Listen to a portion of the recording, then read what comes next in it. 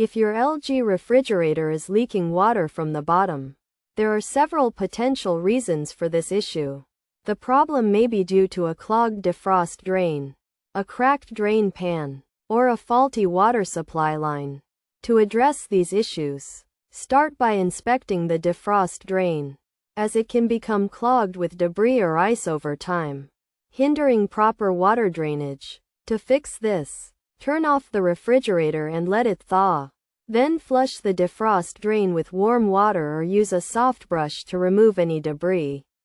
If this does not resolve the issue, the next step is to examine the drain pan, which collects water that drips off the evaporator coils during the defrost cycle. Check the drain pan for any cracks or damage, and if it is faulty, consider replacing it. If the drain pan is not the problem, the issue may lie with the water supply line.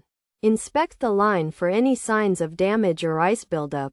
If the line is damaged, it will need to be replaced. If there is ice buildup, use a hairdryer to carefully thaw the ice. By following these steps, you should be able to identify and fix the issue with your LG refrigerator that is leaking water from the bottom.